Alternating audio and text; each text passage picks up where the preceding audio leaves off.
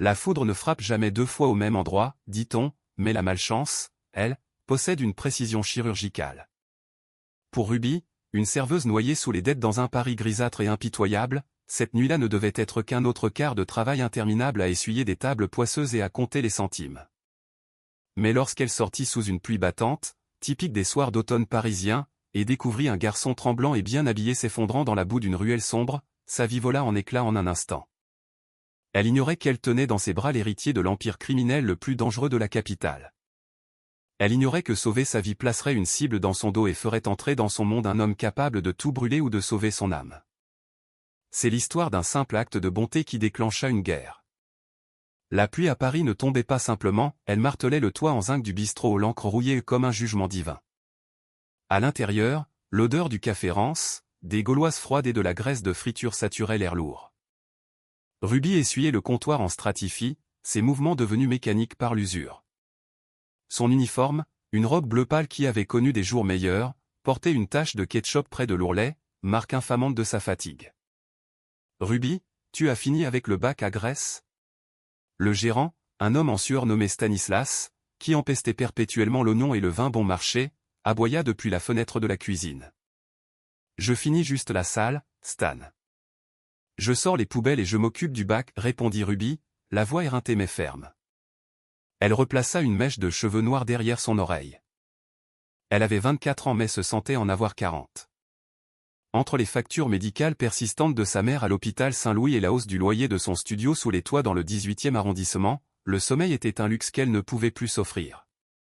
Elle saisit les lourds sacs poubelles noirs, les hissant sur son épaule endolorie. En poussant la porte arrière, le vent glacé l'assaillit instantanément. La ruelle derrière l'encre rouillée était un endroit sinistre, habituellement le royaume des chats errants et des bennes débordantes. Ce soir, c'était une rivière boueuse.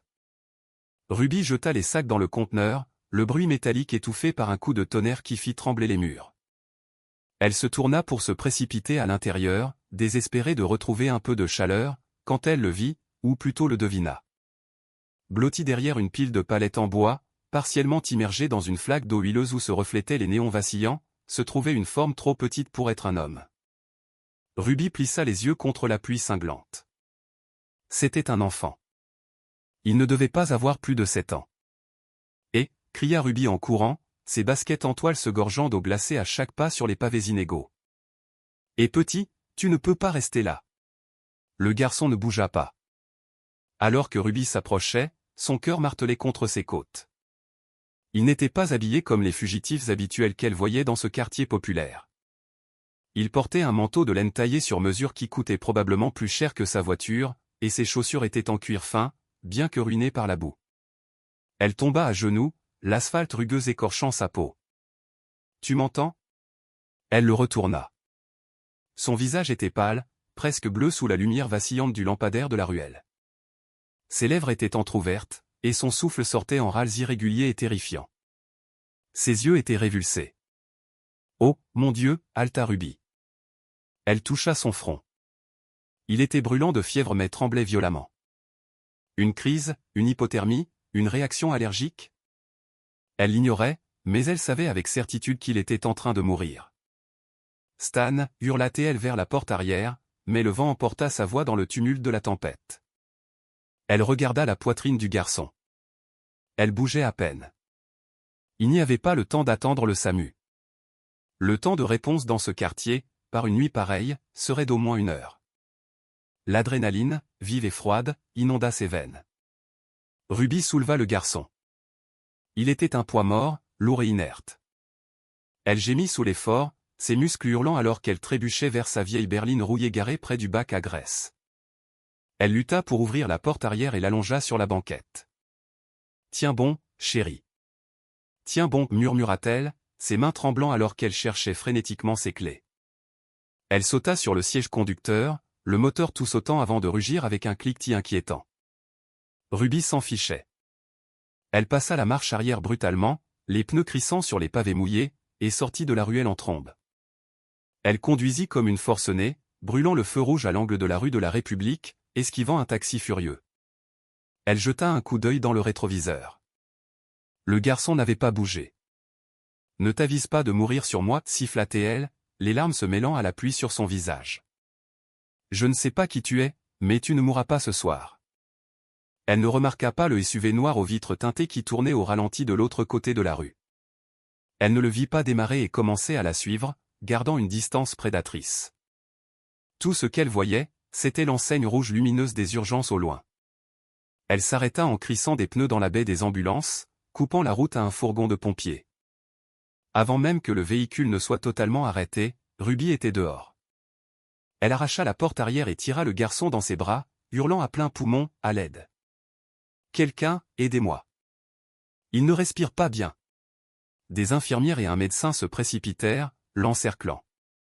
Ils lui prirent le garçon des bras, le plaçant sur un brancard. « État » aboya le médecin. « Je l'ai trouvé dans une ruelle, forte fièvre, convulsions, inconscient » débita Ruby, à bout de souffle. Alors qu'il l'emmenait à travers les doubles portes battantes, Ruby essaya de suivre, mais une infirmière la retint. « Madame, vous devez rester ici. Nous devons travailler. » Mais il était seul. « Il n'a personne. Nous nous occupons de lui, » dit l'infirmière fermement, les portes se refermant sur eux. Ruby resta seule dans le couloir stérile et lumineux, trempée, son uniforme ruiné, grelottant de froid et de choc. Elle enroula ses bras autour d'elle-même, glissant le long du mur pour s'asseoir sur le sol en linoléum froid. Elle l'avait sauvé. Elle espérait l'avoir sauvé. Elle ne vit pas les portes automatiques s'ouvrir 10 minutes plus tard. Elle ne vit pas les 4 hommes entrer. Ils portaient des costumes italiens qui coûtaient plus cher que l'aile de l'hôpital. Ils se déplaçaient avec une grâce létale et synchronisée, et au centre d'eux se trouvait un homme qui semblait avoir été sculpté dans le granit et les ténèbres. Dante Moretti était arrivé, et il cherchait son fils. Le silence dans la salle d'attente était artificiel. C'était le genre de calme qui essayait de masquer l'odeur d'antiseptique et de peur. Ruby était assise là depuis 20 minutes, fixant l'horloge, ses vêtements mouillés collant inconfortablement à sa peau. L'atmosphère changea instantanément. L'air devint plus lourd, chargé d'une électricité soudaine et violente. Ruby leva les yeux. 5 hommes traversaient le couloir à grandes enjambées. Les infirmières à l'accueil arrêtèrent de taper. Un agent de sécurité se redressa, regarda les hommes, puis détourna sagement le regard, feignant d'être occupé avec son téléphone. L'homme en tête était d'une beauté terrifiante. Il était grand, plus d'1,90 m, avec des épaules larges qui tendaient le tissu de son costume anthracite. Ses cheveux étaient sombres, plaqués en arrière d'un visage défini par une mâchoire acérée et des yeux couleur d'acier froid. Il ne marchait pas. Il traquait. Où est-il? Sa voix était un grondement sourd, mais elle traversa la pièce comme un coup de feu. L'infirmière en chef, une femme formidable nommée Barbara, qui ne tolérait habituellement aucun écart, pâlit. « Monsieur, vous ne pouvez pas être ici. »« Mon fils, » dit l'homme. Il ne cria pas. Il n'en avait pas besoin. La menace dans son ton était absolue. Léo Moretti. Où est-il? Le souffle de Ruby se coupa. Moretti. Tout le monde dans la ville connaissait ce nom. On ne le voyait pas sur les panneaux publicitaires, mais on le voyait sur les flancs des camions de construction et des bétonnières. On l'entendait dans les murmures au fond des bars de Pigalle. La famille Moretti dirigeait les docks, les syndicats et, si les rumeurs étaient vraies, la moitié des cercles de jeux clandestins de la côte ouest. Barbara déglutit difficilement. Le docteur Evans est avec lui en salle de trauma. Il est stable, monsieur Moretti. Il est stable. La tension dans les épaules de l'homme ne retomba pas, mais ses yeux se fermèrent une seconde. Un moment de faiblesse humaine chez un monstre. Qui l'a amené? Demanda Dante Moretti en ouvrant les yeux. Ils scannèrent la pièce, prédateur et vif. Barbara pointa un doigt tremblant vers le coin où Ruby était recroquevillée. Dante se tourna, son entourage de 4 hommes des gardes du corps, réalisa Ruby changea de posture, mains planant près de leur ceinture. Dante marcha vers elle. Ruby se leva. Ses genoux tremblaient, mais elle refusa de se recroqueviller. Elle avait géré des clients ivres, des propriétaires agressifs et des gérants véreux. Elle n'allait pas se laisser intimider par un mafieux, même s'il était beau d'une manière terrifiante.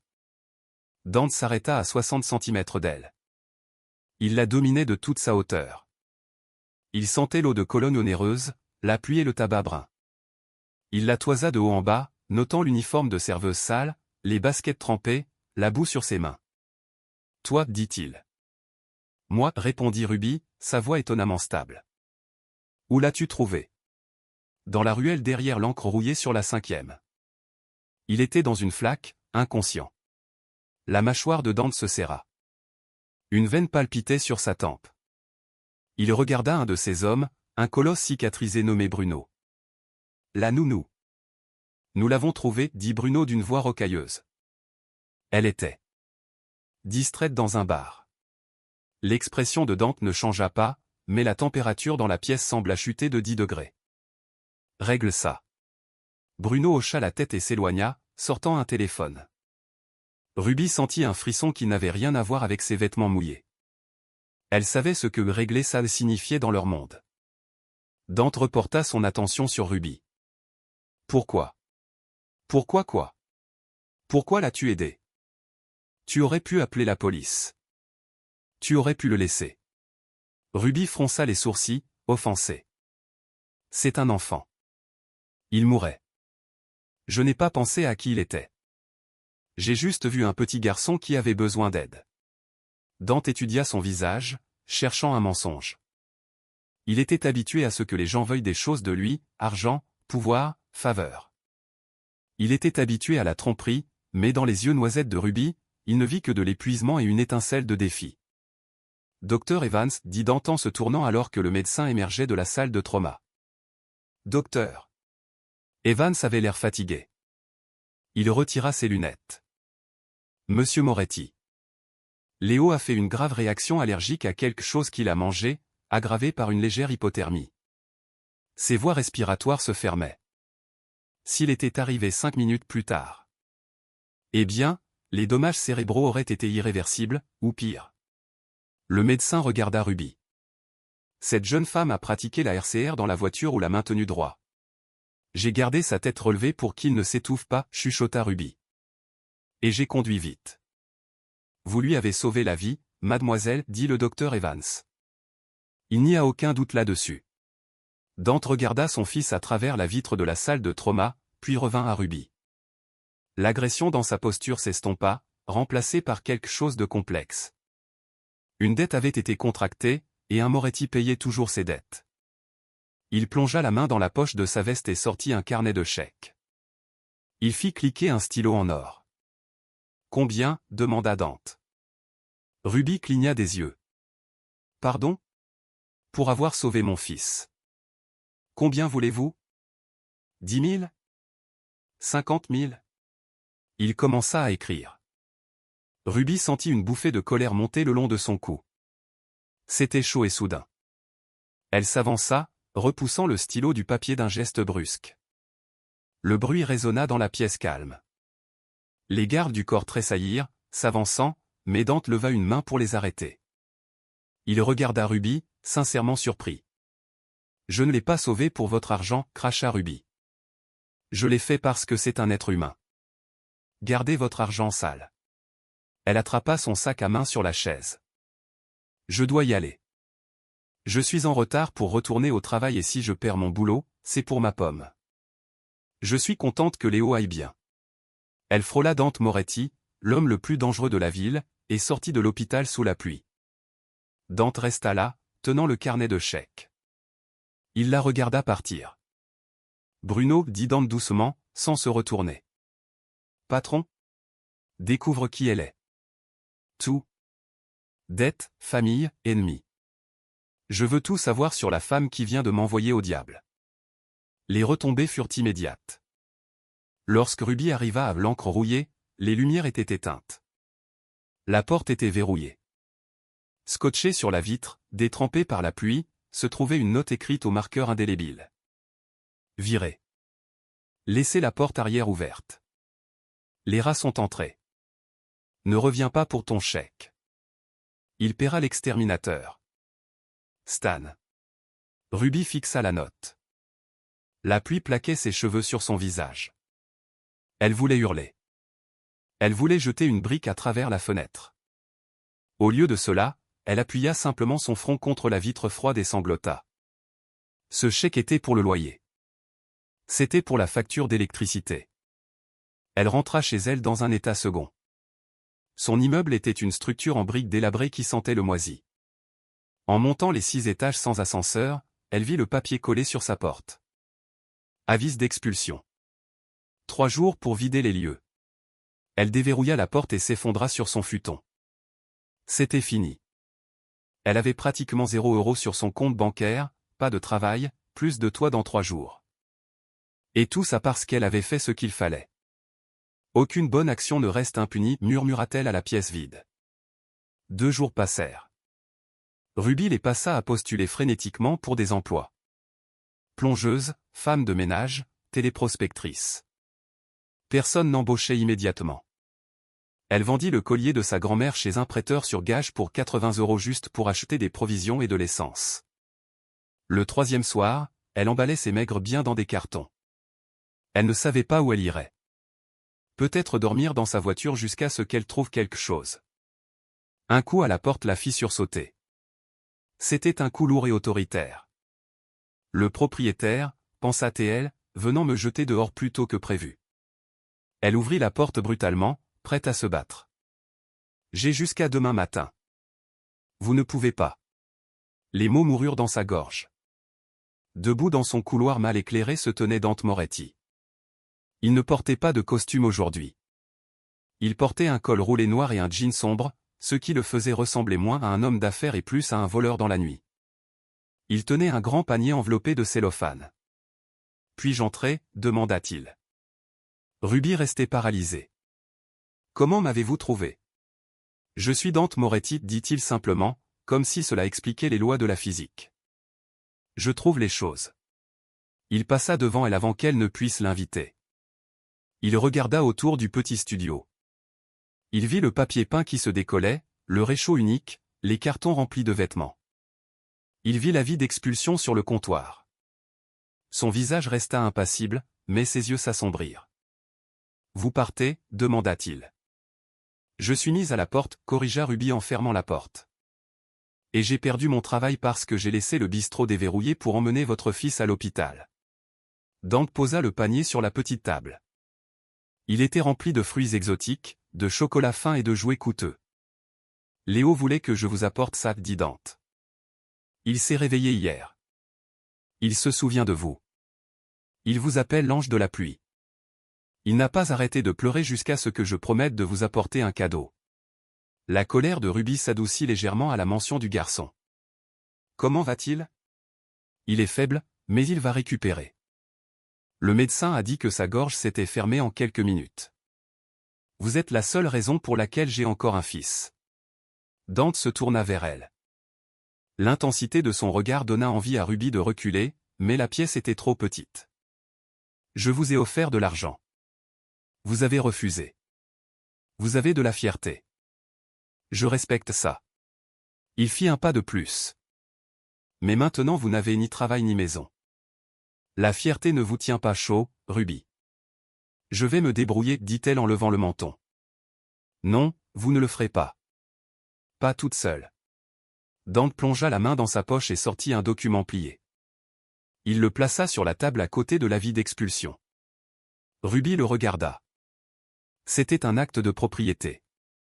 L'acte de l'immeuble où elle se trouvait. J'ai acheté l'immeuble ce matin, dit Dante avec désinvolture. Le propriétaire a été persuadé de vendre. Vous n'êtes plus expulsé. La bouche de Ruby s'ouvrit. Vous avez acheté l'immeuble ? Tout l'immeuble ? C'était une dépense négligeable. J'ai aussi eu une conversation avec votre ancien employeur, Stanislas. L'encre rouillée subit actuellement une inspection sanitaire surprise. Je doute qu'il rouvre un jour. Vous avez détruit son commerce ? Il a viré la femme qui a sauvé mon fils. Il a de la chance que je n'ai détruit que son commerce. La voix de Dante était glaciale, un rappel de la violence qui vivait juste sous sa peau. Je ne peux pas accepter ça, dit Ruby, la panique montant. Je ne peux pas accepter un immeuble de vous. Je ne veux pas vous devoir quoi que ce soit. Vous ne me devez rien. C'est moi qui vous dois, corrigea Dante. Mais si vous refusez l'immeuble, alors acceptez le travail. Quel travail ? Léo a besoin d'une gouvernante. La dernière nounou a été remerciée. Il vous fait confiance. Il a demandé après vous. Vous avez besoin d'un travail. J'ai besoin de quelqu'un à qui je peux confier sa vie. Le salaire est de 5 000 € par semaine. Logé dans mon domaine. Ruby laissa échapper un rire hystérique et bref. Vous voulez que je vive dans la maison d'un chef de la mafia? Pour être nounou? Je suis serveuse, monsieur Moretti. Je ne sais pas comment élever un enfant de riche. Il n'a pas besoin d'une éducation d'enfant riche. Il a besoin de quelqu'un qui courra dans une tempête pour lui. Quelqu'un qui se fiche de l'argent. Dante se rapprocha, envahissant son espace personnel. Il sentait la pluie et le danger. Il tendit la main, écartant une mèche rebelle de son visage. Son contact était électrique, envoyant une décharge directement dans son estomac. Venez travailler pour moi, Ruby, ou restez ici dans un immeuble que vous êtes trop fier de posséder, sans travail et sans nourriture. C'est votre choix. Ruby regarda les cartons. Elle regarda les yeux gris acier de Dante. Elle pensa au petit garçon au visage terrifié. Si je fais ça, murmura Ruby, c'est strictement professionnel. Je suis la nounou. C'est tout. Les lèvres de Dante s'étirèrent en un fantôme de sourire. C'était la première fois qu'elle le voyait avoir l'air autre chose que meurtrier ou stoïque. Cela le rendait dévastateur de séduction. Strictement professionnel, approuva-t-il. Mais en la regardant, Ruby vit une faim dans ses yeux qui n'avait rien à voir avec la gratitude. Elle venait de conclure un pacte avec le diable, et elle avait le pressentiment que le prix serait beaucoup plus élevé qu'elle ne le réalisait. Le trajet vers le domaine Moretti prit 40 minutes, passant du béton effrité du centre-ville aux routes sinueuses et bordées d'arbres des Yvelines. Ruby était assise à l'arrière du SUV blindé, sa seule valise reposant dans le coffre. Elle se sentait comme une usurpatrice. Elle portait sa meilleure tenue, un pantalon noir et un chemisier blanc qu'elle gardait habituellement pour les entretiens, mais contre l'intérieur en cuir luxueux de la voiture, elle se sentait bon marché. Nous arrivons, grogna Bruno depuis le siège conducteur. Ruby regarda par la fenêtre. Des grilles massives en fer forgé, surmontées de pics qui ressemblaient moins à de la décoration qu'à des armes médiévales, s'ouvrirent lentement. L'allée était longue, serpentant à travers des pelouses manucurées qui semblaient avoir été coupées au ciseau à ongles. Et puis la maison. Ce n'était pas une maison. C'était une forteresse déguisée en manoir. Des murs de pierre, des fenêtres imposantes, et un silence qui semblait lourd. C'était beau, indéniablement, mais cela manquait de chaleur. C'était un endroit où l'on gardait des secrets, pas où jouaient les enfants. La voiture s'arrêta. Un valet ouvrit la porte. Ruby sortit, serrant son sac à main. Les portes d'entrée s'ouvrirent et une ligne de personnel se tenait prête. Mais Ruby ne regarda ni les femmes de chambre ni les majordomes. Elle regarda la petite silhouette debout en haut du grand escalier de marbre. Léo. Il avait meilleure mine que dans la ruelle. Il portait un pyjama propre et tenait un ours en peluche. Son visage était encore pâle et des cernes marquaient ses yeux, mais il était debout. Léo, souffla Ruby. Les yeux du garçon s'agrandirent. Il ne parla pas. Il n'avait pas parlé depuis l'incident, lui avait dit Dante. Mais il bougea. Il dévala les escaliers, ignorant la bonne qui essayait de le ralentir, et se jeta sur Ruby. Elle l'attrapa, tombant à genoux pour l'étreindre. Il enfouit son visage dans son cou, ses petites mains agrippant fermement son chemisier. « Je te tiens, murmura-t-elle en caressant ses cheveux. « Je suis là. » Depuis les ombres du couloir, Dante Moretti observait. Il s'appuyait contre une colonne de marbre, les bras croisés. Il n'avait jamais vu son fils réagir ainsi avec qui que ce soit. Pas les nounous précédentes, pas les médecins, pas même lui. Cela remua un sentiment étrange dans sa poitrine. Un soulagement mêlé d'une pointe aiguë de jalousie.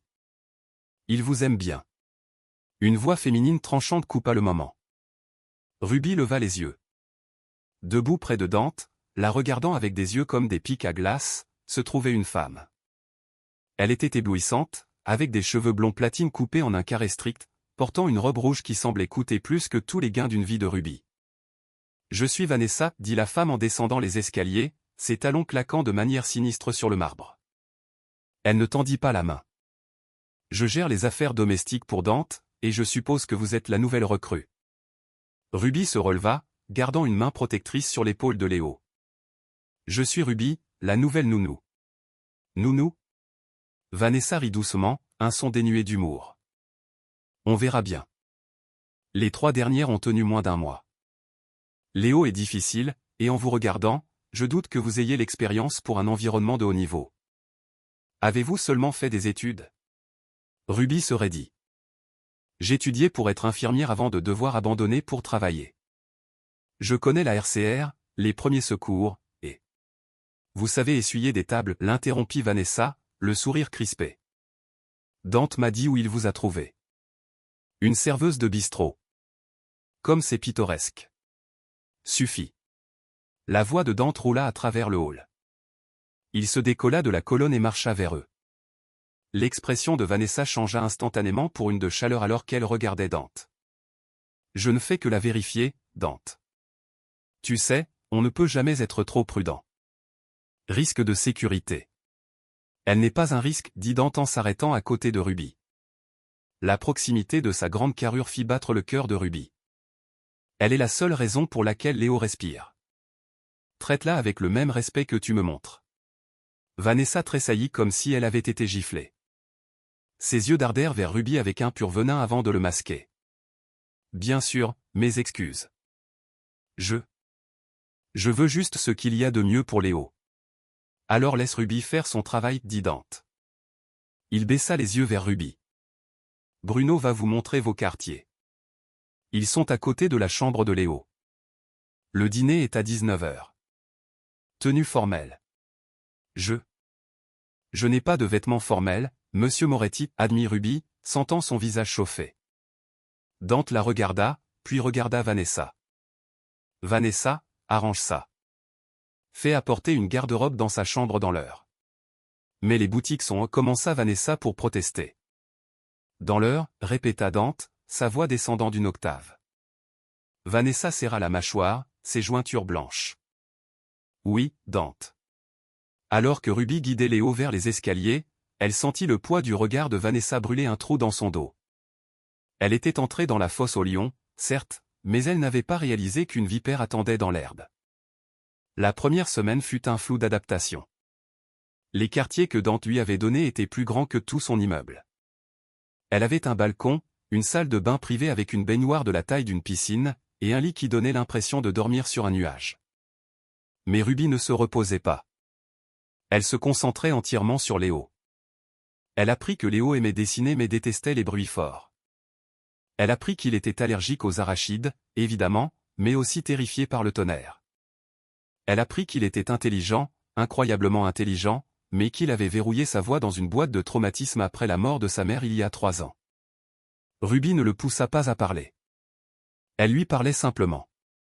Elle narrait sa vie, lui racontait des histoires drôles sur les clients impolis du bistrot, et lui faisait la lecture pendant des heures. Et lentement, la couleur revint sur ses joues.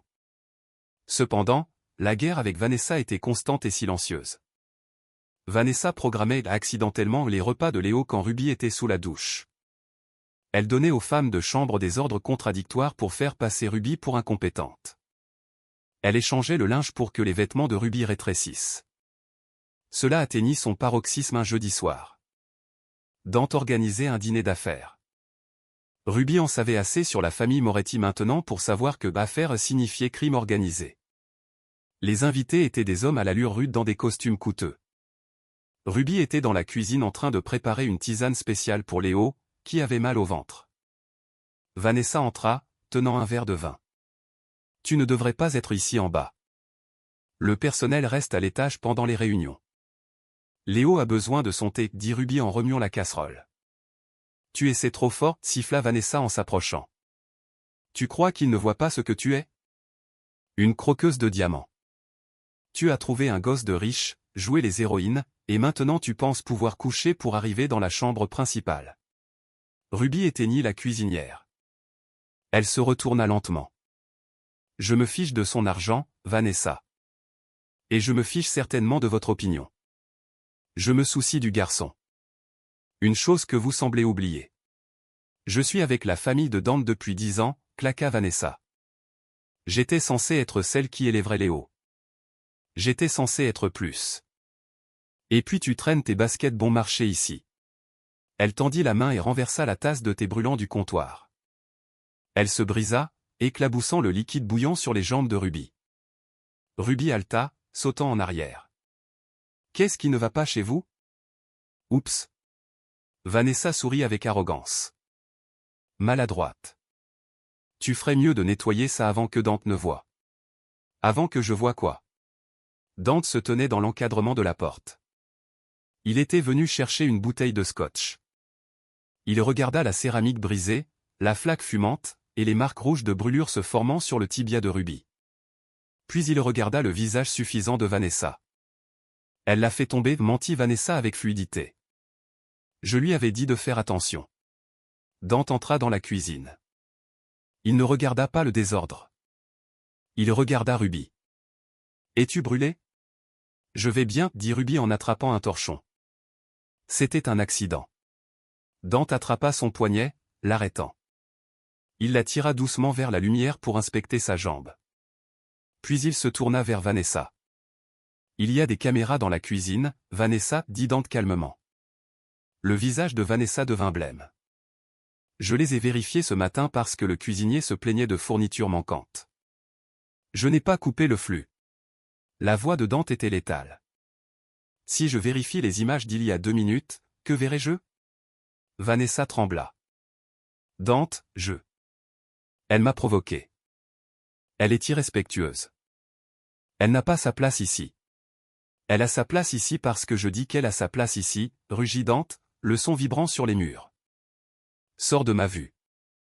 Si tu la touches encore, si tu la regardes seulement de travers, la loyauté de ton père ne te sauvera pas. Tu comprends? Oui, chuchota Vanessa, des larmes d'humiliation jaillissant de ses yeux alors qu'elle fuyait la pièce. Dante se tourna vers Ruby. Il s'agenouilla le roi de la pègre, à genoux sur le sol de sa cuisine et mouilla un linge avec de l'eau froide. Il le pressa doucement contre sa brûlure. Tu aurais dû me dire qu'elle te harcelait, dit Dante sans lever les yeux. Je peux mener mes propres batailles, dit Ruby, sa voix tremblant légèrement. Pas de douleur, mais de son contact. Dante leva les yeux. Leurs visages étaient à quelques centimètres l'un de l'autre. L'air entrecrépitait d'une tension épaisse et dangereuse. Il regarda ses lèvres, puis ses yeux. Tu n'as plus à te battre seul, Ruby, murmura-t-il. Pendant un moment, Ruby crut qu'il allait l'embrasser. Elle le voulait. Dieu, qu'elle le voulait. Mais il se leva brusquement, son masque d'indifférence revenant en place. Mets de la pommade là-dessus. J'ai une réunion. Il s'éloigna, laissant Ruby à bout de souffle et terrifiée par les sentiments qui grandissaient dans sa poitrine.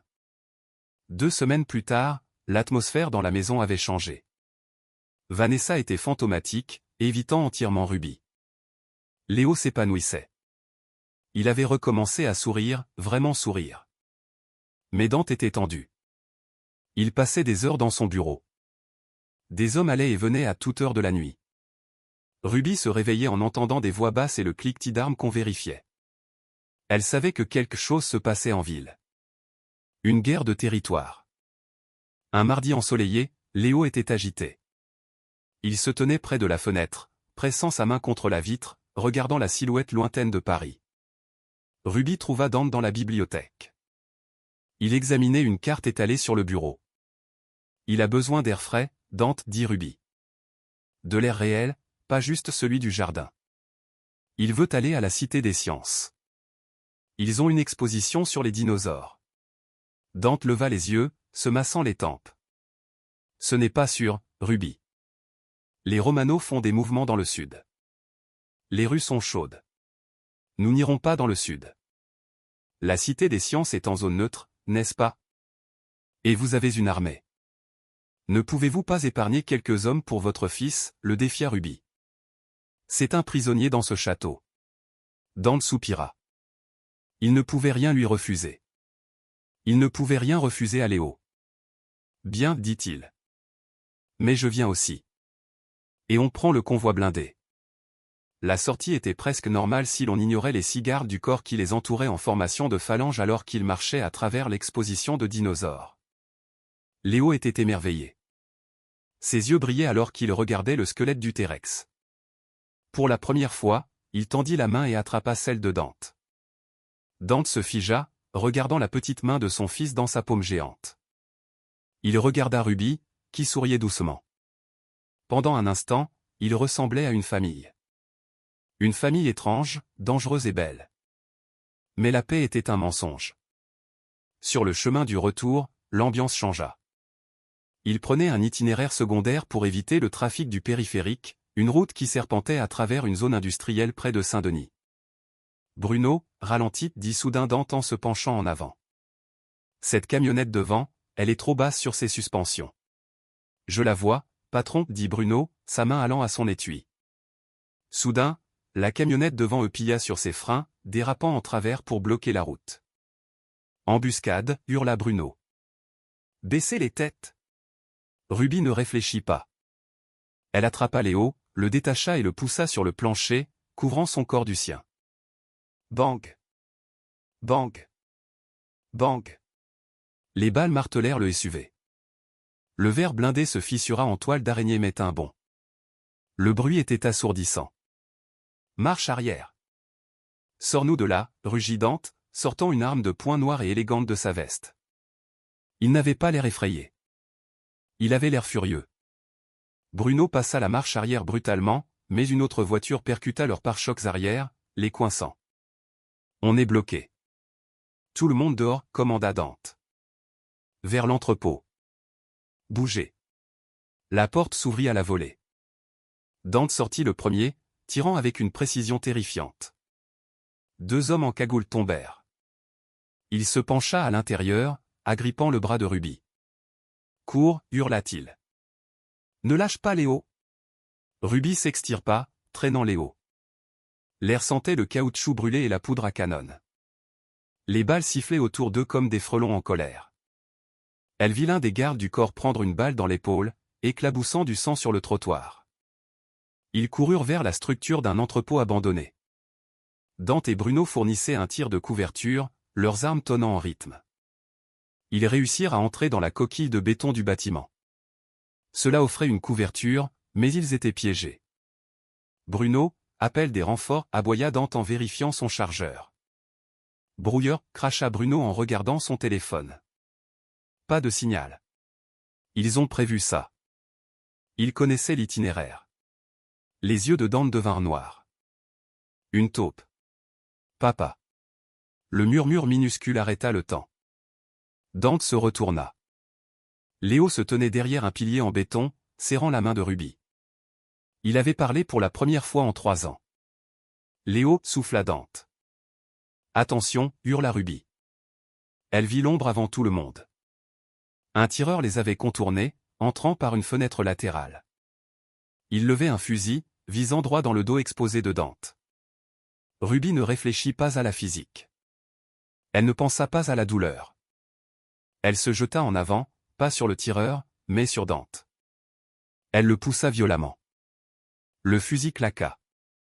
Dante trébucha sous la poussée, la balle manquant sa colonne vertébrale de quelques centimètres. Mais Ruby ne fut pas aussi chanceuse. Elle sentit une sensation comme un tisonnier brûlant enfoncé dans son flanc. Elle pivota sous l'impact et s'effondra sur le sol en béton poussiéreux. Non. Le cri de Dante était un son d'horreur purement animal. Il leva son arme et tira 3 fois. Le tireur tomba raide mort avant de toucher le sol. Dante fut à ses côtés en un instant. Il pressa ses mains sur la blessure à sa taille. Le chemisier blanc virait au rouge, le sang se répandant à une vitesse terrifiante. Ruby, regarde-moi, hurla Dante, sa voix se brisant. Le calme du parrain de la mafia avait disparu. Bruno. Kit médical. Maintenant. Ruby cligna des yeux. Le monde devenait flou. Le plafond de l'entrepôt tournait. Elle vit Léo pleurer, tendant les bras vers elle. Est-ce qu'il va bien, siffla-t-elle. Il va bien. Tu l'as sauvé. Tu m'as sauvé, dit Dante, ses mains tremblant alors qu'il appliquait une pression. Pourquoi as-tu fait ça? Espèce de femme stupide et courageuse. Devoir professionnel, marmonna-t-elle, un faible sourire touchant ses lèvres avant que ses yeux ne se révulsent. Reste avec moi, commanda Dante. C'est un ordre, Ruby. Mais les ténèbres étaient plus lourdes que sa voix. Alors qu'elle glissait dans l'inconscience, la dernière chose qu'elle sentit fut Dante Moretti pressant son front contre le sien, murmurant une prière qu'elle ne le savait pas connaître. Dehors, le son des sirènes et des crissements de pneus signalait l'arrivée des renforts. La cavalerie était arrivée. Mais alors que Dante soulevait le corps inerte de Ruby dans ses bras, la portant hors des décombres comme si elle était la chose la plus précieuse au monde, il savait une chose avec certitude. Quiconque avait fait cela allait mourir lentement. Et quiconque avait divulgué leur position, quiconque les avait trahis de l'intérieur, supplierait pour la mort avant qu'il n'en ait fini avec eux. La salle d'attente de la clinique ressemblait à un cauchemar récurrent. Quelques semaines plus tôt, Ruby était assise sur ses chaises en plastique, grelottant dans un uniforme de serveuse mouillée, priant pour un garçon qu'elle ne connaissait pas.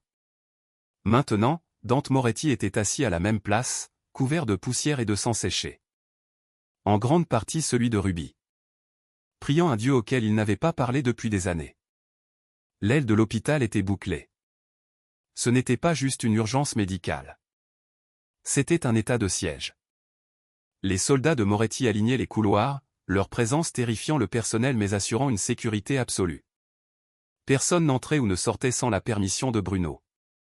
Le docteur Evans émergea du bloc opératoire, semblant bien plus vieux que la dernière fois. Sa blouse chirurgicale était tachée. Dante se leva.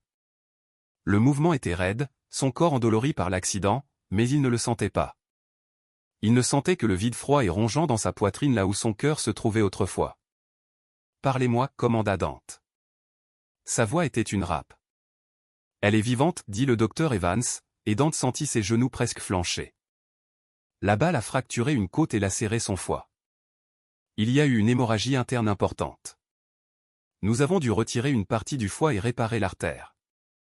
Elle a perdu beaucoup de sang, Dante. Trop. Va-t-elle se réveiller? Elle est jeune. Elle est forte, mais elle est dans un coma artificiel pour laisser son corps guérir. Les prochaines 48 heures sont critiques. Si elle ne développe pas d'infection, si ses signes vitaux se stabilisent, elle a une chance. Une chance. Dante répéta les mots. Ils avaient un goût de cendre.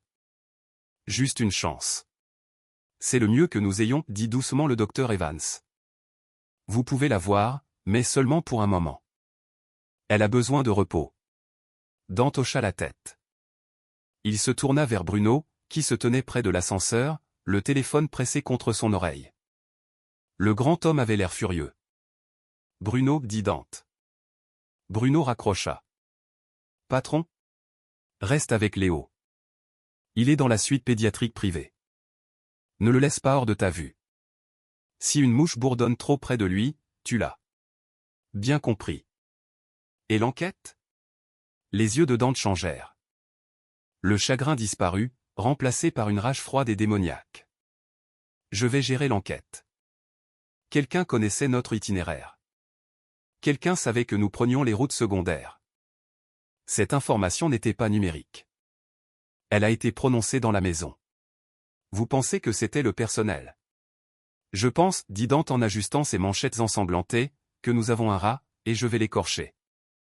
Dante retourna au domaine 2 heures plus tard. Il ne s'était pas douché. Il voulait le sang sur ses mains. Il voulait que l'odeur de la violence s'accroche à lui. C'était un rappel de la dette qui devait être payée. La maison était silencieuse. Le personnel se déplaçait comme des fantômes, sentant l'humeur du maître. Dante marcha droit vers la salle de sécurité au sous-sol. C'était un mur d'écran.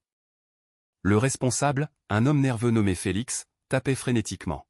« Montre-moi, dit Dante. »« J'ai sorti les journaux, patron, bégaya Félix. Pas d'appel sortant des gardes, pas de SMS. Les brouilleurs dans la camionnette des attaquants suggèrent qu'ils nous attendaient spécifiquement. Ils connaissaient le timing. Qui avait accès au planning de l'itinéraire? Vous, Bruno, le chauffeur, et la gestionnaire de maison. Dante fixa l'écran. Vanessa. Elle a accédé au fichier logistique sur le serveur à 9 heures. 2 heures avant votre départ. Dante ne cria pas. Il ne fracassa pas la console. Il devint parfaitement, terrifiant immobile. Où est-elle? Elle est dans le petit salon, monsieur. Elle prend un verre. Dante se tourna et remonta les escaliers. Le bruit de ses pas était lourd, délibéré, comme le glas d'une cloche funèbre. Il poussa les doubles portes en chêne du salon. Vanessa était assise sur le canapé en velours, tenant un verre de cognac en cristal. Elle leva les yeux, son visage s'arrangeant en un masque d'inquiétude. « Dante, oh mon Dieu, j'ai entendu aux nouvelles. Une fusillade. Est-ce que Léo va bien? Est-ce qu'elle va bien? » Dante marcha vers la cheminée. Il ramassa un lourd tisonnier en fer. Il testa son poids dans sa main. « Léo va bien, dit Dante doucement.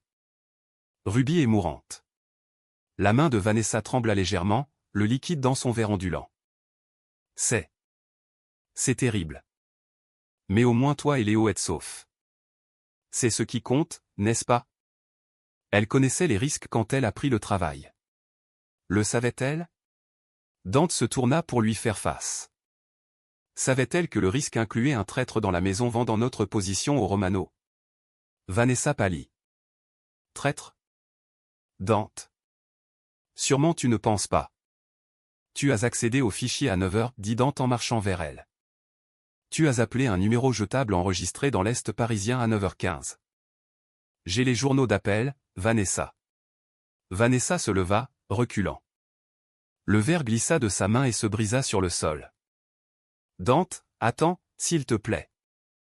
Ce n'était pas censé se passer comme ça. Ils m'ont promis pas de tir. Dante s'arrêta. Ils t'ont promis? Ils voulaient juste faire peur, hurla Vanessa, les larmes coulant sur son visage. Romano a dit qu'ils allaient juste détourner la voiture, la prendre et la jeter hors de la ville, lui faire peur pour qu'elle démissionne. Je l'ai fait pour nous. Pour cette famille. Elle ruinait tout. Dante, elle te changeait. Elle prenait ma place, ta place. Dante rit, un son sombre et creux. Tu n'as jamais eu de place, Vanessa. Tu étais une employée, un atout utile. Maintenant tu es un passif. Je te sers depuis 10 ans, sanglota-t-elle en tombant à genoux. J'ai élevé Léo quand sa mère est morte. Je t'aime, Dante. Ça ne signifie rien. Tu as vendu mon fils à ses ennemis parce que tu étais jalouse d'une serveuse, dit Dante, sa voix vide de toute pitié. Tu as failli tuer la seule femme qui a fait sourire mon fils en 3 ans. Dante regarda la porte. 2 gardes entrèrent. Emmenez-la, ordonna Dante. Où? Hurla Vanessa alors qu'il saisissait ses bras. Dante, s'il te plaît, ne me tue pas. Je suis désolé. Je ne vais pas te tuer, dit Dante en lui tournant le dos. La mort est trop facile. Tu pars pour les conteneurs d'expédition sur les docks. Tu pars pour un long voyage, Vanessa. Vers un endroit où le nom Moretti ne signifie rien. Tu arriveras sans rien, pas d'argent, pas d'identité. Si jamais tu reviens dans cette ville, si jamais je revois ton visage, alors je te tuerai. Dante, non. Les portes se fermèrent, réduisant ses cris au silence. Dante resta seul dans le silence. Il laissa tomber le tisonnier. Il cliqueta bruyamment au sol. Il ne ressentit aucune satisfaction, seulement un besoin désespéré, griffant, d'être de retour à l'hôpital, d'être de retour avec elle. 3 jours. C'était la durée pendant laquelle Dante resta assis sur la chaise à côté du lit d'hôpital de Ruby. Il ne dormait pas. Il mangeait à peine. Il regardait juste le soulèvement et l'abaissement de sa poitrine, écoutant le bip rythmique du moniteur. Léo était là aussi. Il s'asseyait au pied du lit, dessinant des dinosaures et les plaçant près de la main de Ruby. Le garçon refusait de parler à nouveau, sa voix verrouillée par la peur une fois de plus, mais sa présence était une veille silencieuse. Le 4e matin, la pluie revint.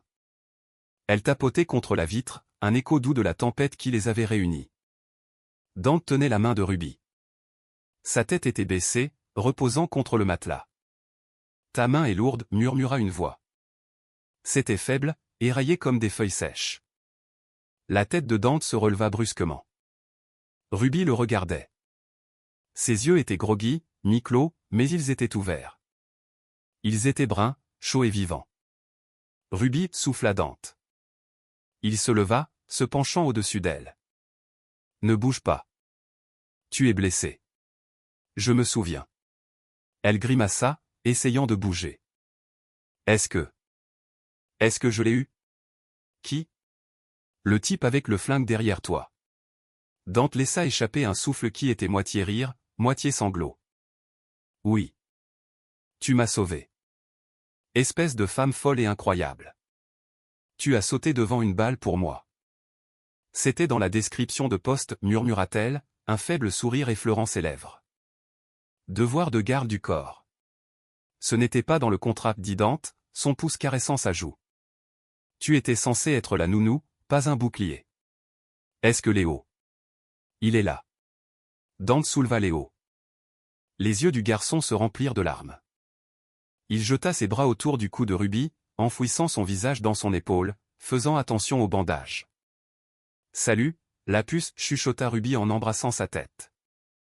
Maman Ruby, chuchota Léo. Dante se figea. Ruby se figea. Il a parlé, halta Ruby en regardant Dante. Il m'a appelé papa dans l'entrepôt, dit Dante, la voix épaisse d'émotion. Et maintenant tu as ramené sa voix, Ruby. Tu l'as ramenée. Le docteur Evans se précipita, vérifiant les moniteurs, rayonnants. Elle est réveillée. C'est excellent. Vraiment excellent. Mais elle a besoin de repos. Monsieur Moretti, peut-être devriez-vous la laisser dormir. Non, dit Ruby, sa main se resserrant sur celle de Dante. Reste. Dante regarda le médecin. Je reste. La récupération fut lente. Il fallut 2 semaines avant que Ruby ne soit autorisée à quitter l'hôpital. Quand elle le fit, elle ne retourna pas à son immeuble délabré.